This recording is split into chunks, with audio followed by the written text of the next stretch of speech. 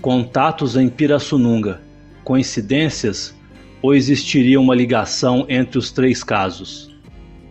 Estes 2 casos também ocorreram na cidade de Pirassununga, estado de São Paulo. Um no dia 6 de fevereiro de 1969, mesmo dia em que Tiago Machado, o protagonista de nosso vídeo anterior, vivenciava um contato em meio a uma mata com seres estranhos, tripulantes de uma nave desconhecida, e outro no dia 12 de fevereiro, a exatos 6 dias após as 2 primeiras ocorrências. A coincidência ou evidência de que houve uma série de eventos ocasionados por estranhos seres de uma mesma raça alienígena torna-se evidente quando analisamos os 3 casos ocorridos em um curto espaço de tempo do mês de fevereiro de 1969 na mesma cidade de Pirassununga, tendo como protagonistas 3 pessoas que não se conheciam, mas que ao prestarem seus depoimentos fazem uma descrição detalhada dos seres que os contactaram, onde vários detalhes, como estatura, vestes, traços físicos e faciais, nos levam a crer que nos 3 casos em questão, os seres que os contactaram supostamente seriam de uma mesma raça alienígena. Sugerimos que assistam nossa postagem anterior para se inteirarem melhor. O link para o caso Tiago Machado estará na descrição. Seria uma mera coincidência ou existiria alguma ligação entre os 3 casos? Aterrissagem de um UFO na fazenda Bela Aliança. Dia 6 de fevereiro de 1969, mesma data em que Tiago Machado, nosso protagonista do vídeo anterior, vivia sua experiência de um contato com seres desconhecidos. Neste mesmo dia, o administrador da fazenda Bela Aliança, situada a 8 quilômetros do centro da cidade de Pirassununga, o senhor José Antônio Fioco, logo ao cair da noite, ouviu grunhidos dos porcos e uma certa agitação vinda do chiqueiro próximo à casa. Colocando-se a caminho para ver o que poderia estar acontecendo por lá. Ao se aproximar, ficou estarrecido, observando a apenas uns 20 metros de sua casa o pouso de uma nave desconhecida, medindo uns 4 metros de largura por 5 metros de altura. Estava apoiada sobre um tripé com cerca de 1,5 metro de altura.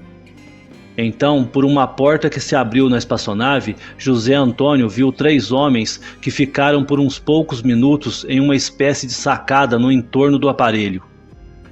Com aproximadamente 1,60 m de altura, estes seres usavam uma espécie de uniforme inteiriço, com botões grandes na altura do peito com uns 3 centímetros de diâmetro e sapatos aparentemente de metal, de cores semelhantes ao alumínio, e eles não tinham barba. José Antônio também percebeu que cada um deles parecia realizar uma tarefa específica. Um deles iluminava com perfeição um galinheiro que estaria a uns 250 metros distante, com um facho de luz que saía de uma das extremidades de uma espécie de tubo que teria aproximadamente uns 35 centímetros de comprimento e mais ou menos 2 polegadas de espessura, dando para ver perfeitamente e com clareza as galinhas que dormiam nos poleiros. O outro olhava através de um aparelho muito parecido com uma antiga máquina fotográfica de caixão. Um terceiro tripulante segurava um bastão muito parecido com o do primeiro, só que um pouco mais comprido e mais grosso, e olhava constantemente e com muita atenção o entorno do OVNI. José Antônio, na intenção de chamar por outras pessoas que pudessem testemunhar o fato, foi recuando bem devagar, pé ante pé, e muito cuidadosamente em direção à sua casa. Mas mesmo abrindo a porteira com muita cautela, a mesma rangeu nos gonzos, aparentemente assustando os tripulantes da espaçonave, que imediatamente retornaram com muita rapidez ao interior da mesma, levantando o voo e desaparecendo em um piscar de olhos.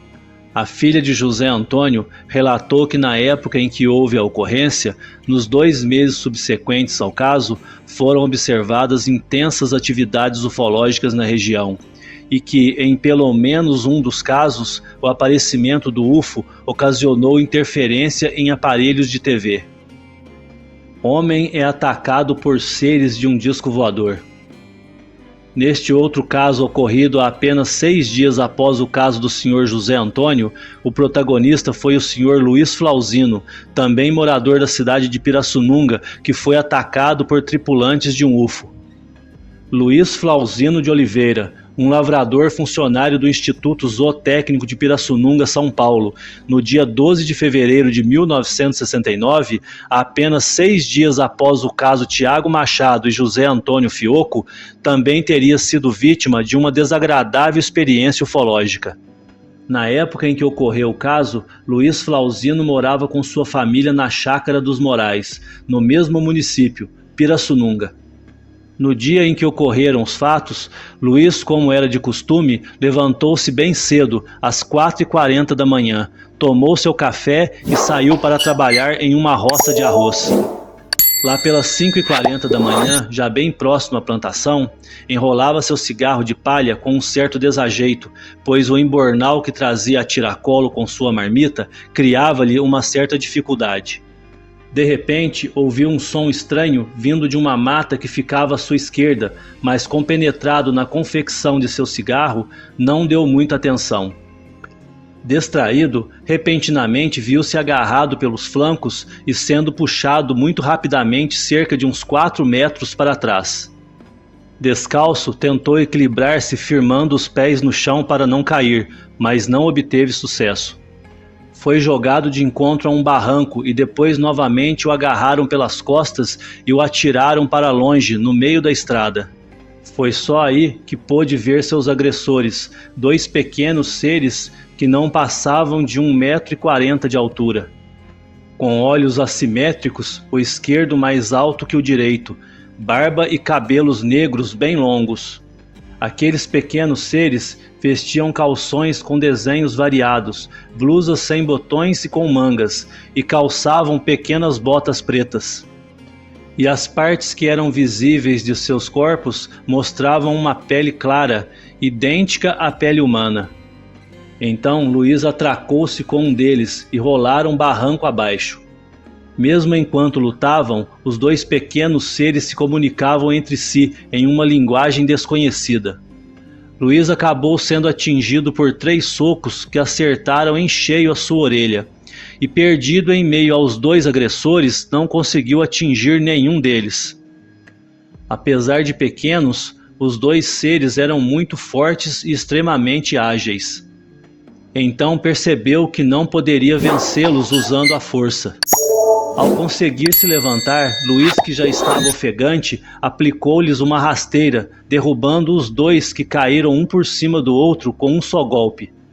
Assustados, os 2 se levantaram e disseram em português: "Vamos embora, com este nós não podemos." Então, sem muita pressa, entraram de volta na mata.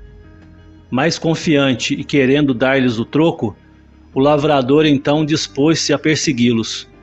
Segundo as palavras do lavrador, ele iria pegá-los e amarrá-los um ao outro com seus próprios cabelos. Mas a mata era fechada e cheia de cipós emaranhados que dificultavam a caminhada, e por isso, mesmo com toda a pressa, Luiz não conseguia alcançá-los. E assim os 2 iam se distanciando, mesmo andando calmamente, caminhando com muita facilidade, sem a necessidade de romper um cipó sequer.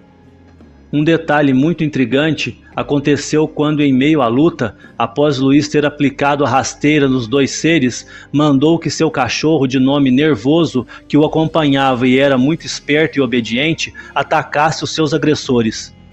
O cachorro imediatamente partiu para cima dos 2 pequenos seres, mas antes que chegasse até os homenzinhos, caiu no chão uivando e ganindo. E mesmo depois que os seres já tinham desaparecido, o cachorro continuou rolando no chão, parando apenas de ganir e uivar. O cachorro só conseguiu se acalmar e levantar-se, ainda com dificuldades, depois que Luiz pegou o embornal que estava no chão. O cão parecia estar tonto, dava apenas alguns passos e parava, enquanto Luiz seguiu o caminho para o seu trabalho. Somente após 2 quilômetros de caminhada, seu cachorro o alcançou, apesar de ainda apresentar uma certa tontura. Luiz encontrou seu chefe na estrada, o Sr. Valdir Couto, pouco antes de chegar ao plantio. E ao contar o que houve, Valdir pediu que voltasse até a cidade e fizesse um boletim de ocorrência na delegacia de polícia. Mas antes que chegasse à cidade, Luiz foi alcançado de carro pelo Dr. Claude, que já estaria a par de tudo o que acontecera e então ofereceu-lhe uma carona. Na delegacia, em companhia do Dr. Claude e mais 5 policiais, Luiz relatou tudo o que havia ocorrido. Ao voltar com a polícia até o local onde ocorreram os fatos, foram encontrados vestígios da luta. Apesar dos esforços, os policiais, ao tentarem entrar na mata, não conseguiram andar por mais de 8 metros, tamanha era o emaranhado de cipós. Nervoso o cachorro, desde o dia da ocorrência, evitava passar pelo local. Ele contornava a estrada passando por outro lado quando chegava perto do local da luta. Inexplicavelmente, este cachorro morreu 1 mês após o incidente. Dona Maria Vital de Oliveira, a esposa de Luiz Flauzino, ao ser questionada, respondeu que seu marido teria saído antes das 5 horas da manhã e só voltou para casa à noite, irritado, com a orelha vermelha porque havia levado uns tapas no ouvido.